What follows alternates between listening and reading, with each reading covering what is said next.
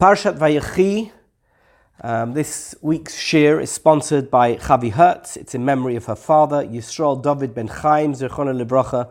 His neshama should have an aliyah. We should all be zeichet tzitchias hamesim.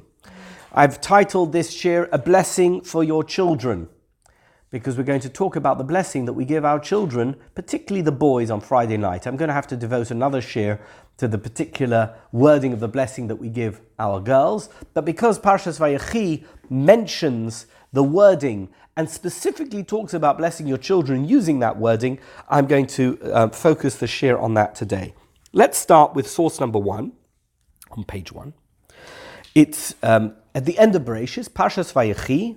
The pasuk says, okay, so I'll describe the scene. The scene is Jacob is very elderly. Joseph, the viceroy of Egypt, the most powerful political figure in Egypt, comes to visit him with his 2 children. And the scene unfolds. I'm not going to go into those details. I've given shiurim in other years about that particular scene. But it ends as follows. Vayavarachem bayom hahu lemar. And Jacob blessed them on that day, saying, B'cha yavarech Yisrael. In you shall Israel bless. Israel being the nation. Israel, he's not talking about himself. Israel, the tribe at that stage, or the group, the family, the Israelites, eventually going to evolve into the nation of Israel, called in the Torah Bnei Yisrael, and in later times we're known as Am Yisrael or Knesset Yisrael. Yisrael represents it. The idea is whoever emanates from me, B'cha Yavarech, will bless themselves in you. Something about you, talking to Ephraim and Manasseh, something about you is a blessing for the Jewish nation.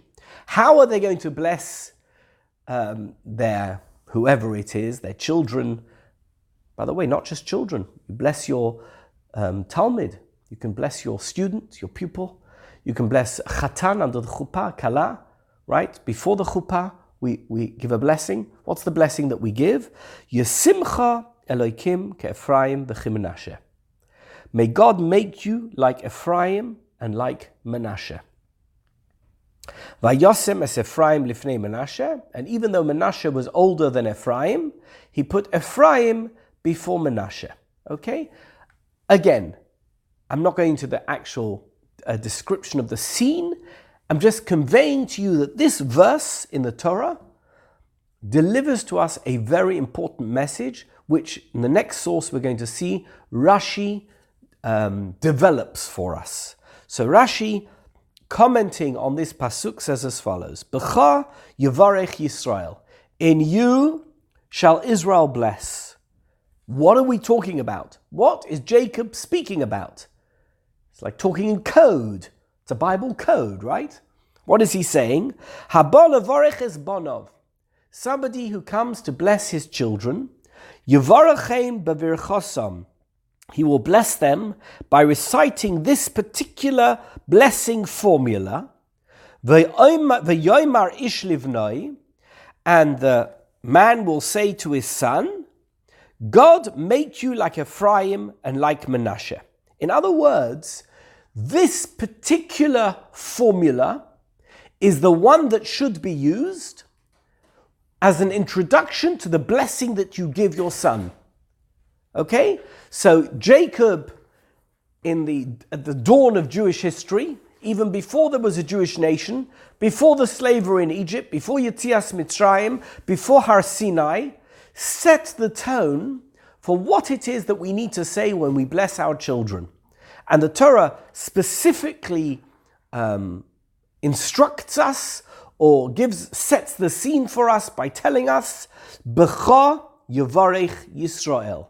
In you, speaking to those 2 children of Yosef, Joseph's 2 sons, Ephraim and Manasseh, in you shall the nation of Israel be blessed, specifically through the use of your names as an introduction to the blessing. By the way, we then continue with the priestly blessing. We say, Yivarech Hashem v'yishmerecha, Yoreh Hashem panav elecha v'yichunecha, Yisrael Hashem elecha v'yasem lecha shalom.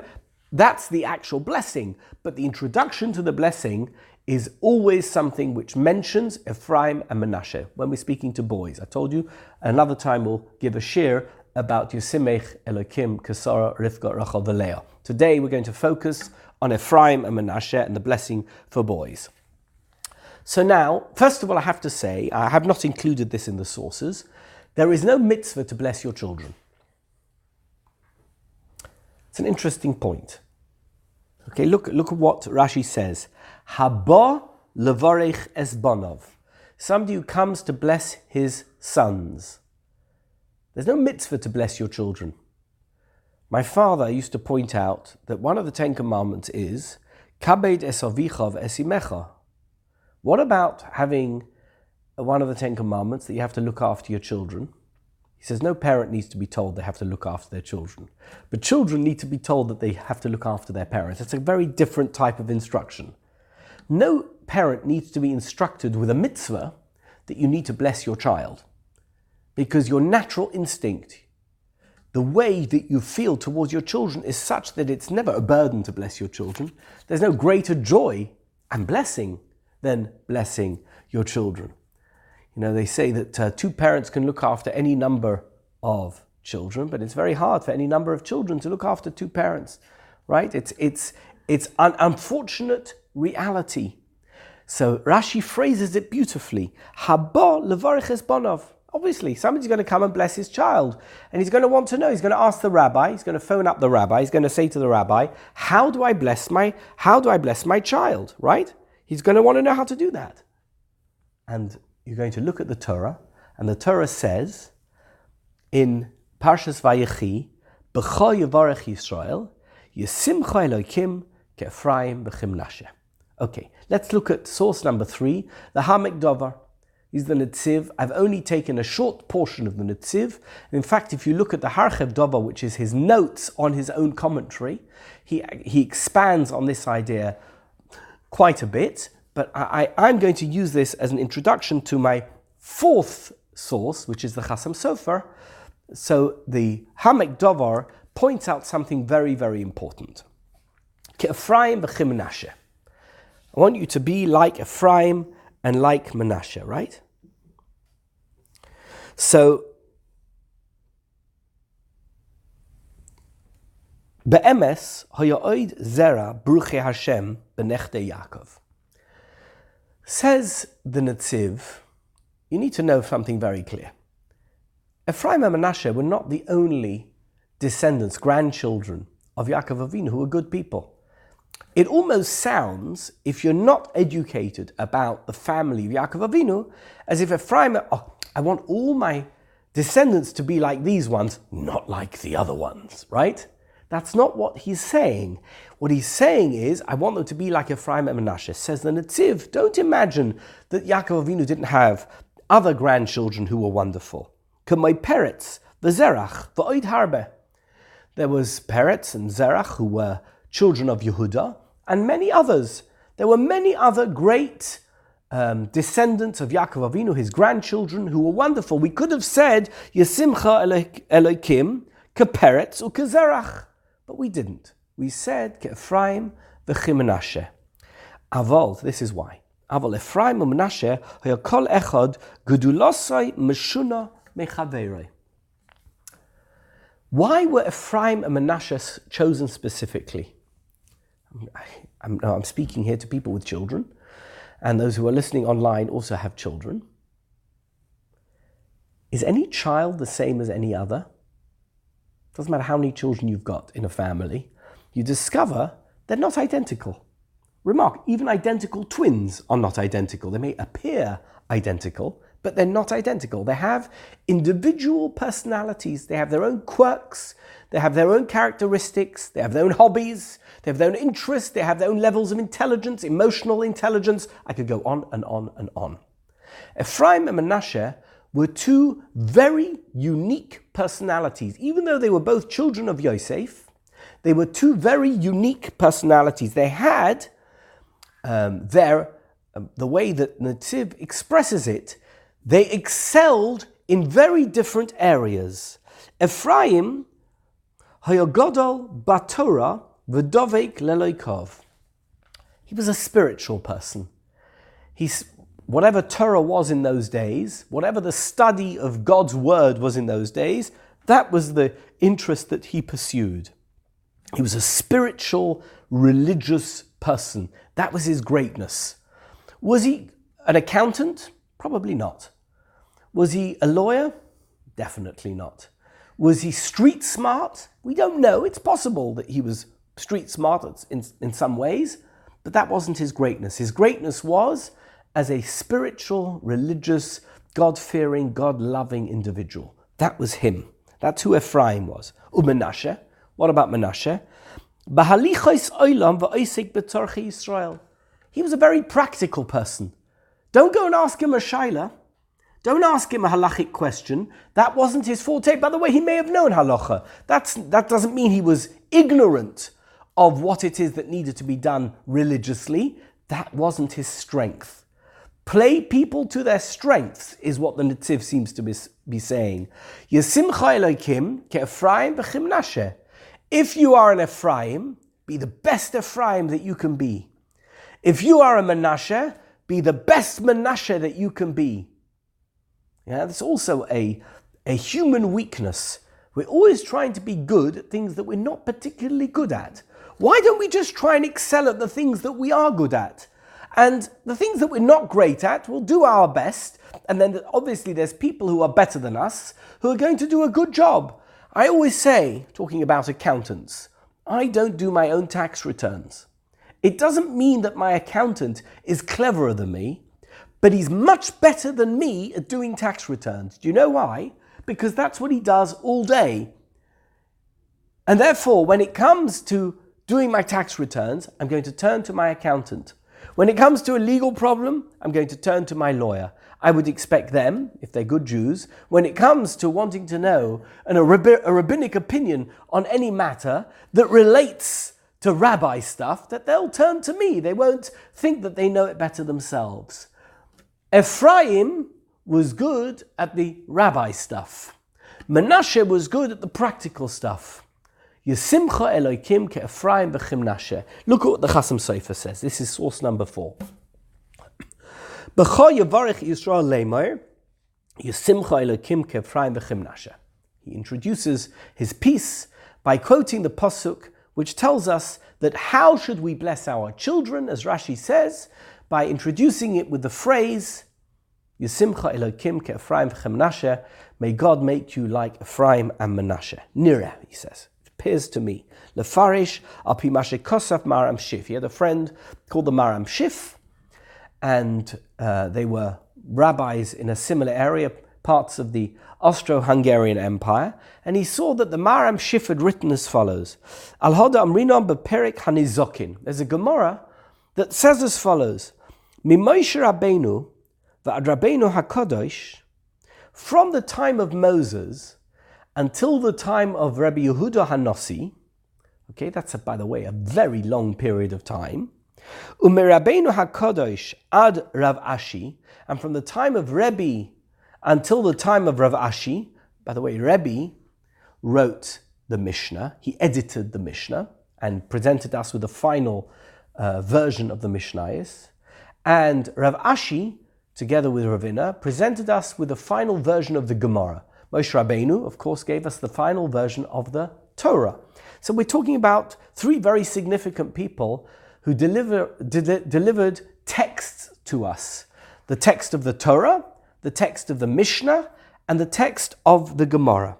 So from the time of Moshe until the time of Rebbe, and from the time of Rebbe until the time of Rav Ashi, lo ya Torah u'gedula b'makom echad. There wasn't Torah and greatness in one place. And the assumption of Chazal, of the Gemara, is in one person. That means there were great people and there were Torah people, but it's not necessarily true that they were the same people. Moshe Rabbeinu had both Torah and Gedula. Rabbeinu HaKadosh had both Torah and Gedula. Rav Ashi had Torah and Gedula. This is the way the Gemara presents it to us. Obviously, like all Chazals, it's presented to us in a very dramatic, fanciful way, but it's there to convey an idea. that it's not always true that Torah and Gedula find themselves in the same place, in the same person. Because Moshe, Rebbe, and Rav Ashi had both the quality of knowing the Torah as it was written down at Sinai, and also knowing all the other aspects of the Torah which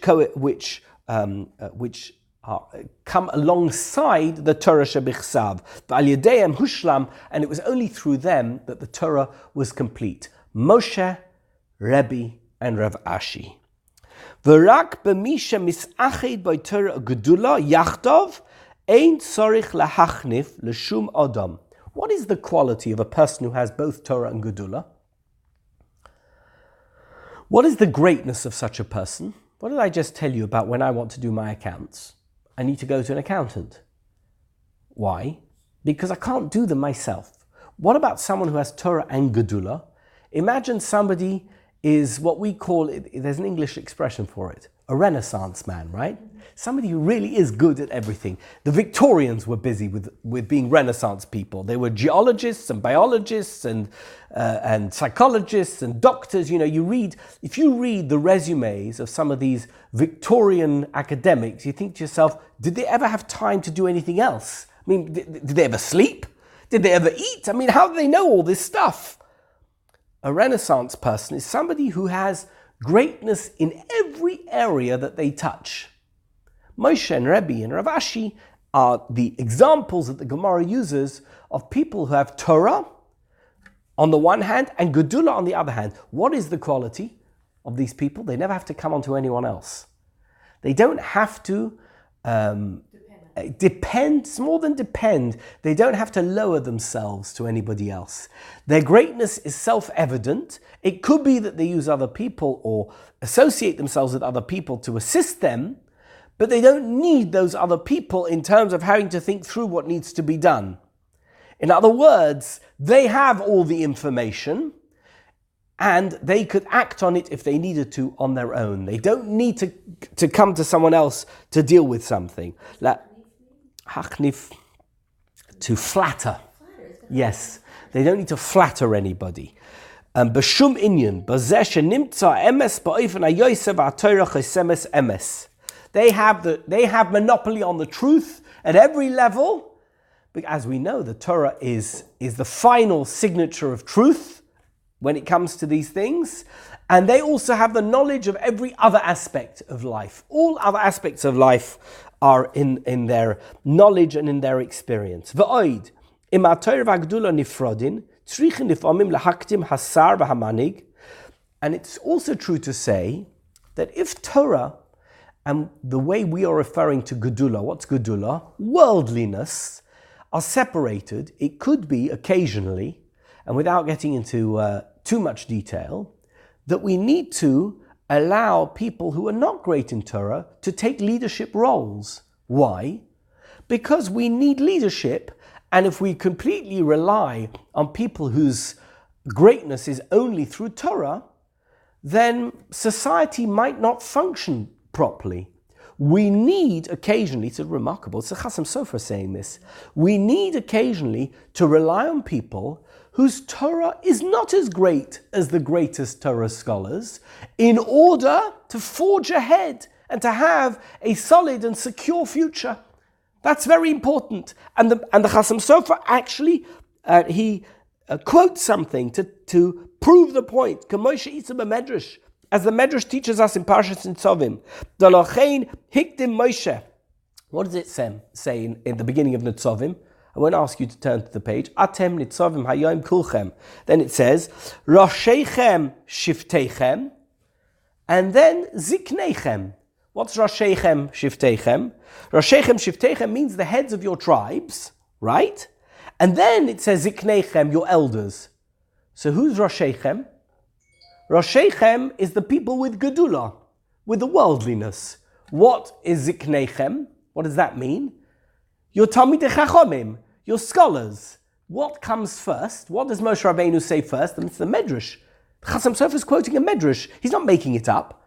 And it comes directly from a verse in the Torah. Do you know what comes first? Occasionally we need to rely on Roshechem Shiftechem before we start asking Ziknechem, Shem HaTalmidei Chachomim. Shera'a Moshe Rabbeinu HaChurban V'HaGolus. Moshe Rabbeinu saw with his Ruach HaKodesh, with his Nevuah, with his prophecy, that there's going to be an exile. There's going to be a diaspora. There's going to be a time when Jews are going to be spread and dispersed throughout the world in different places, with different languages, with different cultures and different customs. And they're going to need leadership. That's what Moshe Rabbeinu saw. Va'oz tzrichim l'roshim le'shtadel b'veis hasorim u'malchus. And then you need leaders who are going to make sure that the Jewish interests are best represented in the halls of government and, with the prime ministers and presidents and kings, whichever country you're in and however the leadership looks. But you're going to ask the rabbi to go from his Beis Medrash with his Gemara and go and talk to the president? I'm not saying the rabbi should never meet the president, but that's not who we're going to rely on. You need Roshechem Shiftechem before you rely on Ziknechem. You need leadership.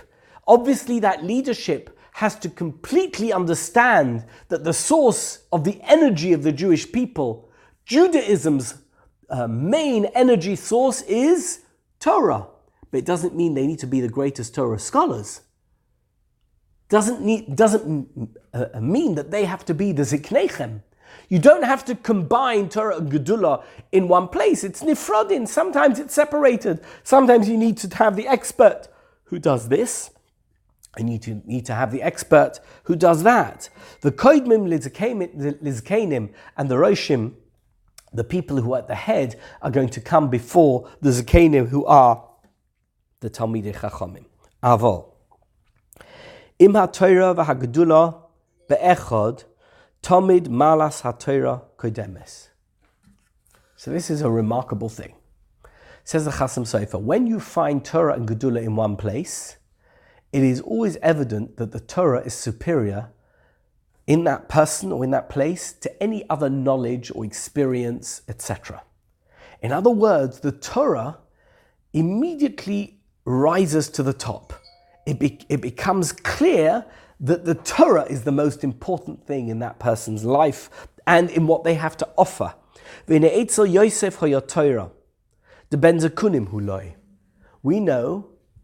that Yosef, the son of Yaakov Avinu, was a person of how we would refer to as a Ben Torah.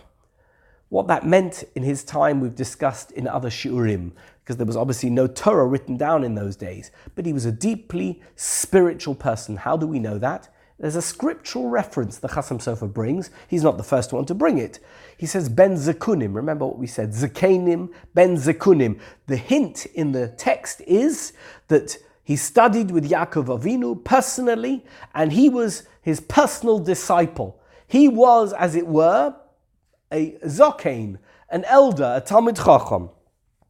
Kol ma shelomad Yaakov eitzel Shem ve'ever mosar loi. Everything that Yaakov Avinu studied at the yeshiva of Shem and Ever, he gave over to his son, to Yosef. So Yosef was a Ben Torah. Okay, that's one level. Ugedulas Yosef hishlim v'ya hakol ba'odam echad. We know that Yosef wasn't just the Torah person, he was also the Gedulah person. This is a man who emerged from possibly the most difficult situation that any human being can find themselves in. He was a slave in his master's house, accused of rape, and was thrown into jail, and emerges to become the viceroy of Egypt. And not just the viceroy of Egypt. You can become a leader and be completely unsuccessful. The most successful leader that Egypt had ever had. He managed to beat back a drought and a famine by collecting up all the produce and making sure that Egypt didn't starve. This was an incredible individual. This is the perfect example of somebody who has Torah and Gedulah b'makom echad, in one place. Yosef HaTzadik has it all. He's both. What was his Torah? His whatever Yaakov Avinu taught him spiritually. He's the only one of the children of Yaakov who's known as Yosef HaTzadik. He's Joseph the righteous. He had studied with Yaakov Avinu, and he'd continued, I guess, even in Yaakov's absence as he was in exile or as a slave, to contemplate the highest levels of religious knowledge, whatever it was in those days. But at the same time, he was a practical, worldly person who in any given situation would rise to a place of leadership. He was a natural-born leader. So Yosef was one of these people for whom Torah and Gedula were b'makom echad. Look what the Chasam Sofer says. He says it so beautifully. He parses the words of the pasuk so beautifully. Aval b'vanov nechlak. So what happens with Yosef's children? We see this with our own children. They don't inherit exactly who we are. They don't become who we are. They inherit individual traits. We can see in our children, this child has this side of me, and that child has that side of me, but they don't have the whole. And that's what happened to Yosef.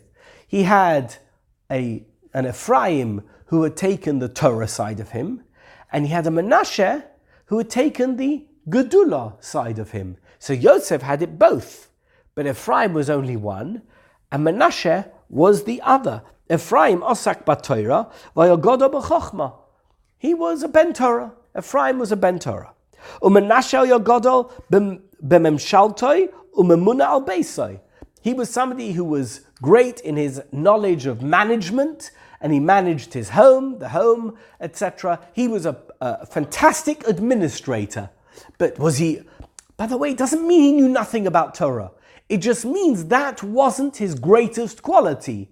It wasn't Torah or Gedula at the highest level, b'makom echad. B'zeh she'amar Yaakov. Now look how Chasam Sofer parses the pasuk. B'cha yivarech Yisrael leimor. What's the curious aspect of these words? What do we say afterwards? Yisimcha Elokim ke'Ephraim v'chem Manasseh. What should the pasuk have said? Bachem Yivarech Yisrael leimor. In both of you, right? It doesn't say that the pasuk. It says B'cha in the singular. B'cha Yivarech Yisrael leimor, right? So leimar b'Yosef. Yaakov Avinu was talking to Yosef. He's saying to Joseph, in you shall Israel bless. In you, Yosef. Sheyesh le beis hamalos. You've got both qualities of Torah and Gedula. How are they going to do it? V'hainu sheyivarchu b'neihem sheyisimcha Elokim ke'Ephraim v'chem Manasseh. It's not enough that my child should only be like Ephraim or only be like Manasseh. I want my child to have, to the maximum possible ability, both the qualities of Ephraim and the qualities of Manasseh, and be like Yosef. B'cha, you should bless the children to be like you. Torah or Gedula b'makom echad.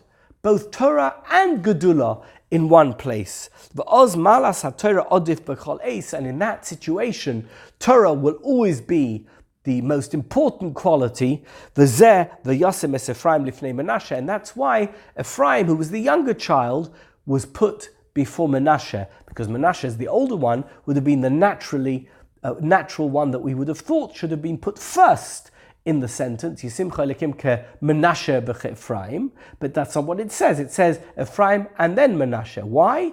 Because if you're going to absorb the qualities of both, then Torah should always come first.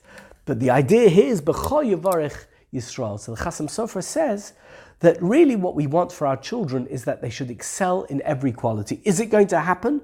Of course, when we give blessings, any blessing is always what we might call wishful thinking, right? We're hoping for the best.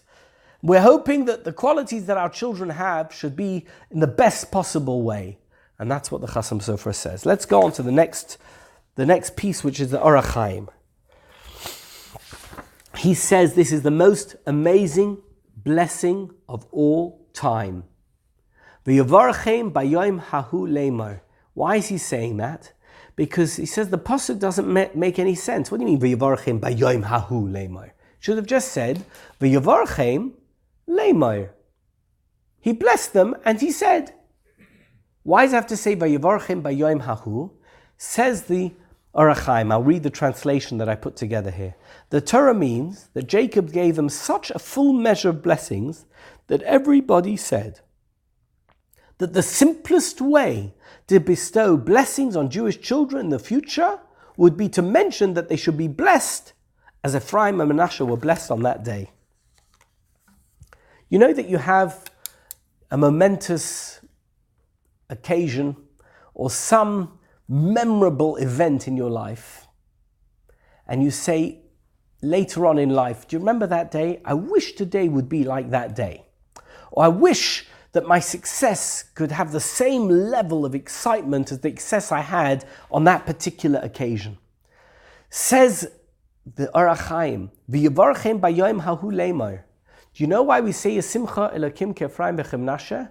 Because the energy, the level of blessing on the day, that day when Yaakov Avinu blessed Ephraim and Manasseh, was so incredible that we always hark back to it and we say, we want to bless our children. You know what blessing we want to give to our children? It should be the same level of blessing that Yaakov Avinu gave to Ephraim and Manasseh on that momentous day.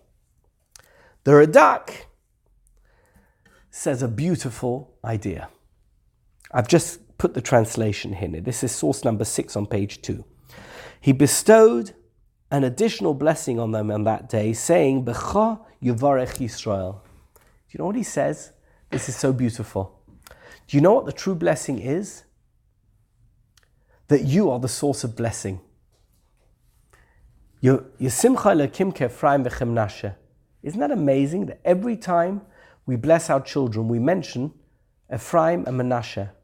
It's not just that they were blessed. Do you know what the greatest blessing is? That they became the names that we use in every blessing that we have given for all time. Can you imagine everybody gives a blessing and says, you know, I want to bless my children. They should be just like you. And every single week, you become the source of blessing. That in and of itself is a blessing, because what you have is so special and so amazing that everybody wants to have a piece of that. It's not jealousy or envy.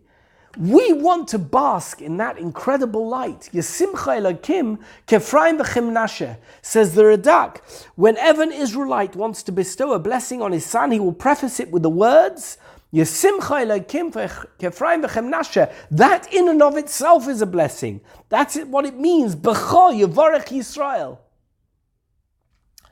The next piece, source number 7, Eli Merzbach is a professor of mathematics in Bar Ilan University. He is originally from France. The Merzbach family is a French family from Alsace, as he speaks about in the first part. He's a very interesting man. He loves studying Tanakh, and he has written a lot about Tanakh, even though he's a mathematician. And this piece is beautiful. He wrote a whole piece on the blessing that you give your children every Shabbat. And I've just taken 2 pieces from what he wrote in this English translation. And we're going to read it together. I think it's incredible. The first piece, he talks about his own personal experience, a personal thing that he heard from his family. The second piece is drawn from various sources and summarized beautifully. Here is an explanation, he says, I heard from my mother of blessed memory, who told the following story of her father, a devout Jewish doctor from the city of Mulhouse in Alsace in France. Despite his living in great isolation in a tiny Jewish community situated in non-Jewish surroundings, he managed to educate his 12 children, to follow the Torah. By the way, Dr. Merzbach has 10 children. Just want to tell you. Both Ephraim and Manasseh grew up and lived in a hostile, non-Jewish environment without Jewish education. Nevertheless, they grew up to be good Jews, believing in God and following in the ways of their forefathers. So, too, we bless our children that even in difficult surroundings, amidst the Gentiles, Bear in mind that this practice of blessing your children every Shabbat was instituted in Jewish communities outside of Israel and after the destruction of the Beit HaMikdash. Our children will succeed in growing up according to Jewish tradition, keeping the Torah. Yesimcha Elokim ke'Ephraim v'Manasseh. That's a bracha for your children. It's all right to be like Zerach and Peretz. They grew up in Eretz Canaan, in the household of Yaakov Avinu and Yehuda. Big deal. They should be like that. I mean, how is that such a bracha? But to bring your children up in a hostile environment where, in Mulhouse in Alsace in France, or in Beverly Hills, California, or in New York, or in London, or in Sydney, Australia, or wherever you are, and, the environment is not so Jewish. Of course it is in your home and in the shul, but you walk in the streets, it's not Jewish. Even in the schools, or on your smartphone, or, in every aspect of life. It's not so easy to be Jewish when not everything around you accords with what it means to be a good Jew. Yesimcha Elokim ke'Ephraim v'Manasseh. Therefore, we deliberately mention Ephraim and Manasseh. And he adds, this is a little scary, even living in Israel, there is good reason to pray we may succeed in educating our children and safeguard them against the temptations offered by their contemporary surroundings. We shouldn't forget that even in Eretz Yisrael, even though we are in control of Medinat Yisrael, even in that environment, there are distractions and temptations which may lead our children away from who they need to be. And therefore, we need to give a bracha to our children as often as possible, whenever we can. Yesimcha Elokim ke'Ephraim v'Manasseh. You see how they turned out? You see how Joseph's children turned out? He married the daughter of Potiphar. He was the viceroy of Egypt. He was busy. He was working hard. In the heart, in the very center of Gentile life, his children turned out to be like Ephraim and like Manasseh. I want that for my children. I want a piece of that, right? Yesimcha Elokim ke'Ephraim v'Manasseh. That's the first piece. Another explanation, says Dr. Merzbach, bears on the essence of the entire book of Genesis. Throughout this book, we are constantly faced with strife between brothers. I've spoken about this many times, and Rabbi Sachs has beautiful pieces about this. Cain and Abel, Isaac and Ishmael, Jacob and Esau, Joseph and his brothers. Every brother situation is one of conflict. Every single time you have brothers in Bereshis, it's conflict. As long as there is fighting among brothers, says Dr. Merzbach, one cannot establish a nation. The nation of Israel begins to emerge only after fraternal strife has ceased. Only when there is true peace between Joseph and his brothers does the book of Genesis come to an end, and the book of Exodus, Shemos, in which the nation of Israel assumes shape, begins. Prior to that, there is no nation. For only when there is brotherhood within the family can one forge a nation. Ephraim and Manasseh are the first pair of brothers in the Torah who do not fight with each other. Can you imagine that? We're in Vayechi. We're right at the end of Bereshis. The whole book. Right? It's 50 chapters. We're in chapter 48. Okay? This is the first time we find a pair of brothers who are not arguing with each other. There's no fights. Even when Jacob crossed his hands, giving preference to Ephraim over Manasseh, there was no jealousy between them, and the brothers remained united. Therefore, the patriarchal blessing specifically mentions Ephraim and Manasseh. Yesimcha Elokim ke'Ephraim v'Manasseh. Mothers and fathers, in blessing their children, expect, hope, and pray that there will always be brotherly love between their children, and therefore they bless them with this blessing. I'm davening for my children. Yesimcha Elokim ke'Ephraim v'Manasseh. I don't want you to be like Yosef and his brothers. I don't want you to be like Yitzchak and Yishmael. I don't want you to be like Yaakov and Esau. I want you to be like Ephraim and Manasseh. One of the worst things that can happen to parents is to see strife and jealousy between sons and daughters. One child can easily feel that another has received more, and from there the way to jealousy is very short. By mentioning Ephraim and Manasseh, we try to avoid this by offering a prayer that it never happens. We're going to look now at something slightly different as we examine this very important aspect of Jewish tradition, which is blessing one's children. So we know that every Shabbos you do it, but what exactly do we do? How do we bless our children? We cover their heads with our hands, right? That's what we do. We put our hand. Where does that come from? The hands thing. Birkas Kohanim. What do the Kohanim do? They lift their hands. They put their hand, but obviously they can't put their hands on every single person in the community. So they put both their hands. They have a special way of doing it. They put their hands out. But when you're blessing your child, you can do it individually to your child because not 100 people. Right, really, the Kohanim should do it to each person. Thanks so much. Should do it to each person, but they can't, so they do it to the community. But the idea is that you should have both hands. The question is, are you a Kohen? A Bas Kohen? Could you do Birkas Kohanim? No. Could I? am a Levi. Maybe, I'm sort of related. I can't do it, right? I'm not allowed to do Birkas Kohanim. So what is the source for using two hands? So we're going to look at it. The Torah Tamima, first one, the piece we've got is in Bamidbar.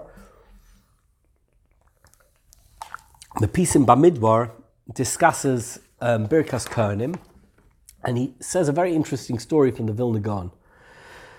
V'yesh la'ar al mashes samchu ha'olam levarich ishes es echav ochiv benesius kapayim al roish hamisborich. Where exactly does this custom come from of putting the hands on the head of the person who is being blessed?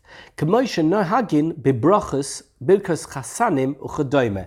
when you bless a chassan or a kala or your children, he doesn't mention children, that you put the hands on the head. By the way, I'm not sure that every community has this minhag of blessing their children on Friday night. Many do and some don't. So I'm not sure, I don't know if the Torah Tamima came from a community where they used to bless their children every Friday night. But in any event, it's a very common practice, as he notes, to put both hands on somebody's head when you're blessing them. Doesn't matter, by the way, if it's your child or if it's anybody. That's what you normally do. Do you need to? Could I just say, if somebody sneezes and I say bless you, do I put my hands on the head? No, of course not. Why? Because they know I'm talking to them, obviously bless you. So why am I putting my hands on my son's head? Why can't I just stand there in front of my son on Friday night and say, with my hands behind my back, Yesimcha Elokim Kefraim v'chem Manasseh, etc. It's the human contact. I could hug him. Why am I putting my hands on his head? So it's an interesting question. You never think about these things. So we saw that. Okay. But how many hands did he put? Only one. Okay, we're going to see that. It's very interesting. So why didn't he separate them out and put two hands on each of their heads? So we're going to see Rabbi Yaakov Emden talks about that. But look what the Torah Tamima says. Acharei ki misba'ir haveseda bracha zu miyuchedes rak lekohanim. To use two hands to give a bracha is something that's unique for priests. It's not something that was instructed for ordinary people. Normal Yisrael or a Levi doesn't put her hands out when they're giving a bracha. That was an instruction that was given to the Kohanim. Uluzorim yesh b'zeh isur aseh. It's even possible to say that for a zor, for a non-Kohen, to give a bracha using his hands is something which is an isur. It's a prohibition because you're not a Kohen and you're giving the impression that you are a Kohen. So how are you allowed to do it? Don't tell me it's human contact. You're not allowed to do something, you're not allowed to do it. Even if it is human contact, find another way of having human contact. Hold their hand.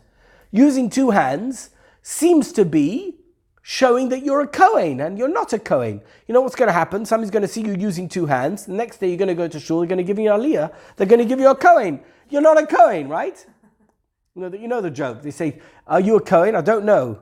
Well, you sure you're not a Kohen? Well, I don't know. I don't think I am. My father was, right? I mean, if either you're a Kohen or you're not a Kohen. If you're not a Kohen, then you shouldn't be pretending to be one. Va'ani shamati me'ish emunim. He said, I heard from a reliable person. This is the Torah Tamima speaking. Who was the Torah Tamima, by the way? He was a nephew of the Netziv and a son of the Rav of Nevardik who wrote the Aruch HaShulchan. So he was a very significant Lithuanian rabbi, born in around 1860, and he died in 1940. During the time of the Holocaust, I don't think he was murdered in the Holocaust, I think he was just an old man. He died in one of the ghettos or one of the areas where Jews were being held, and he wrote this incredible Perush on the Chumash, but he wasn't a rabbi. Even though he trained to be a rabbi, he wasn't a rabbi. He worked in a bank. He was a wealthy man. He came to visit America a few times. There's pictures of him in America. And he doesn't look rabbinic, but he's got a close-shaved beard and he's wearing a bowler hat. He looks very unrabbinic, in fact. But he wrote this incredible commentary on the Torah Tamima, in which he quotes every chazal relating to the pasukim in the Torah, and that offers his insights into the connections between the Torah Ba'al Peh and the Torah B'chsav. Incredible man. Anyway, he comes from this very Lithuanian, this Litvish background, and he delivers us this story about the Gra, the Vilna Gaon, the Vilna. Beirach es Hagon Moreinu Rabbi Cheskel Levi Landau. Anyone know who Rabbi Cheskel Landau was? He was the Noda Behuda. Later became very famous as the chief rabbi of Prague. He died in the 1790s. I think he was, if I remember correctly, he was born in, he was around the same age as the Vilna Gaon, but the Vilna Gaon was slightly senior to him, and he was a chosen because at that time he was in Vilna. That's what it sounds like from this story. And he was given a blessing by the Vilna Gaon, by the Gra, at his chuppah. B'shas chuppasoi v'niach yodoi achas al roish Hagon Rabbi Cheskel b'shas habracha. Hands on the Noda Behuda's head. He only put one. Why he only put one? It doesn't tell us why he only put one. He didn't tell us, but this is his theory. V'sha'aluhu al kocha. They asked him, why did he do it? V'heishiv ki lo motzinu bracha b'shtei yodayim rak lekohanim b'mikdash. The only time you see that somebody gives a blessing with two hands is kohanim in the temple. V'zu lazeh lo ra'isi v'lo shamati mi sheyo'er bazeh. V'hi ha'orot nifla'a. So he is quite taken by this, that the Vilna Gaon, when he gave a bracha, only used one hand, didn't use two because he didn't want to be like a Kohen. He doesn't say it, but he says this seems to be bizarre because we know that everybody uses two hands. Why would people use two hands if, as the Vilna Gaon says, using two hands is not acceptable because that's only something that the Kohanim can do in the Beis HaMikdash or when they're doing Birkas Kohanim in Shul? He doesn't answer the question, but for that we have to look at the Siddur of Rabbi Yaakov Emden. Just for 2 minutes an introduction. I've said much about Rabbi Yaakov Emden over the years. I've written about him in my book.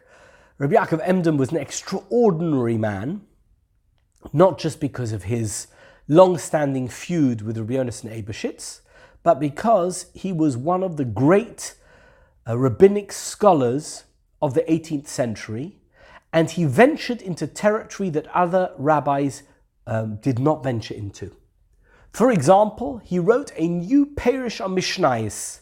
Why did he write a new Perush on Mishnayos? Because he felt that the existing Perushim had large areas which they hadn't addressed, and he wished to address them. So wherever he felt there was material that had been left out from existing commentaries, he stepped in and he added commentary. Remarkable commentary of Rabbi Yaakov Emden was published in the 1730s on the Mishnayos.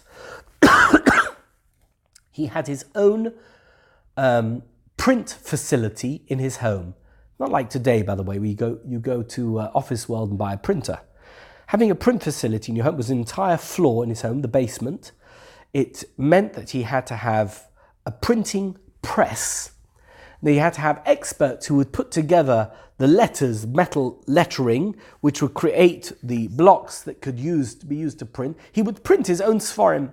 He printed a 3-volume work on prayer, but not just on prayer of every day or just every day in Shabbos, on every prayer that we have and all the customs surrounding prayer. He did all the research, and he didn't have Google, and he didn't have the Bar Ilan University disk, and he didn't have Sefaria, and he didn't have all the very many tools that we have today to research.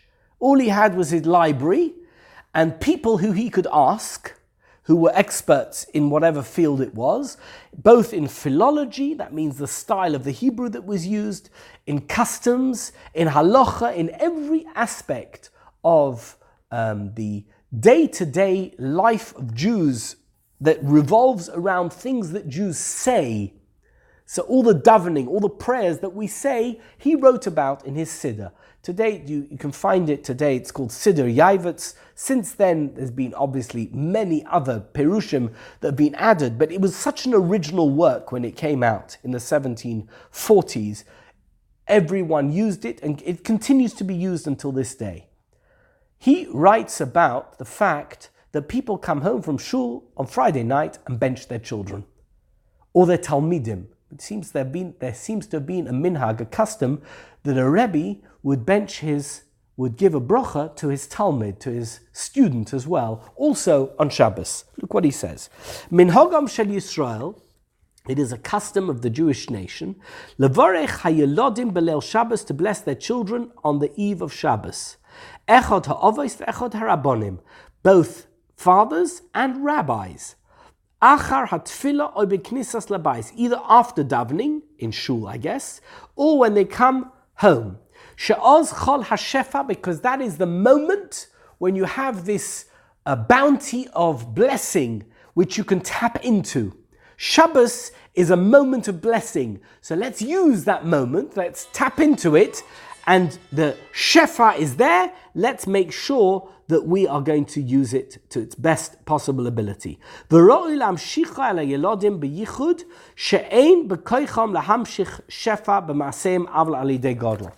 said it's very important to involve an adult to make sure that we can draw this blessing from the moment of Shabbos for our children, for our young children, because a child doesn't have that ability. A child doesn't know how to tap into this great energy source because they're only children. And we as adults, because we have a deeper understanding of the world, we know that this is a special moment. So instead of us tapping into it selfishly, we should take that and pass it on to the one that can't tap into it themselves. It's an incredible moment. Let's use it to the best possible ability. And you should know that blessing is going to not only be great, but it's going to be more effective for young children because they have never tasted the taste of sin. So that blessing is going to find an easy home in a child. A child can't sin. Even if a child does something wrong, that doesn't mean that they are sinners, because they don't understand what sinning is. In the same way, the blessing can find its home, a natural home in a child. But the truth is that the custom is we also give a blessing to our older children, even though they are adults, because that is a custom that exists and it makes perfect sense. You as a parent can draw from the blessing of that moment and give it to your children. Umanichim, look what he says. Shtei yedehem al rashehem. Rabbi Yaakov Emden writing in the 1740s. The minig is we put both hands on our children when we bless them. K'moshe motzinu b'chol hamavarchim.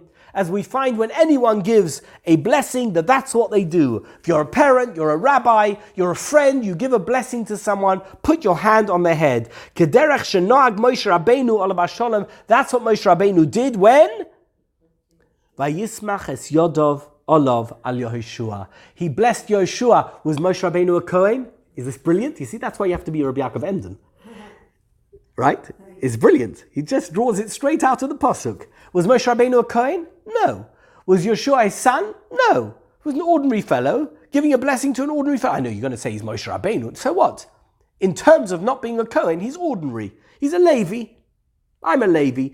And yet, when he gave a blessing to Yeshua, he put his hands on his head. V'chein ra'ui lemevarech la'olam. And that became the established practice for all time. That's what you have to do. Put both your hands on the head of that person who's going to be blessed. Kitov ayin hu yavarech. It somehow projects the fact that it's a meaningful goodness that you want to give over to that person. Not just that you're standing there, a distance away from the person.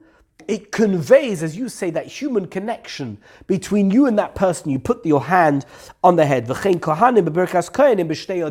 That's why the priests, when they give the blessing of Birkas Kohanim, they do it with two hands. Leil Erev Shabbos, and then we find, when we talk about the angels of the Sabbath Eve, She'amru Chazal say, Shemanichim Yudem Al Roisho Shel Odom Keshemeroichem Oisoi. So the Malachim, the angels, when they come to bring in the Shabbos, they put, as it were, their hands on the heads of the man, of the woman, and they bless them. We see that there is this concept of putting your hands on someone's head in order to convey, to give over that blessing. Now we come to the question we asked earlier. Yaakov Avinu, sheyivarech Ephraim and Manasseh kol echad biyad achas. What about Yaakov Avinu? How many hands did he use with Ephraim and Manasseh? One each. Crossed over his hand, but that's not important. Why didn't he just say, excuse me, hold on a moment. I'm going to bless him first, I'm going to bless you second, and then do two hands for each of them. Don't imagine that he was trying to hold back in any way. There wasn't anything negative about that. In fact, quite the reverse. It was because of the situation he was compelled to act in that way. What happened? What did Yosef do? He held his children in his hand, one on one side and one on the other, and he brought them both forward to Yaakov Avinu at the same time. So what was Yaakov Avinu meant to do? Well, he should say to one of them, excuse me, I can't do you now, I've got to do the other one first. He had them both in front of him. He had no choice. He didn't even want to make in any way some type of jealousy between them by preferring one over the other, because they come at the same time to receive his blessing. Therefore, he was going to bless them both at the same time. The fact that he crossed over the hand was to convey a totally different message. But he certainly wasn't going to reject one and favor another and prefer one over the other, because that would not have been good. But to give a blessing, you're going to give it with both hands. That is the message of Yosimcha Elokim Ephraim and Manasseh, and that is the message of today's shir. We'll leave it here today.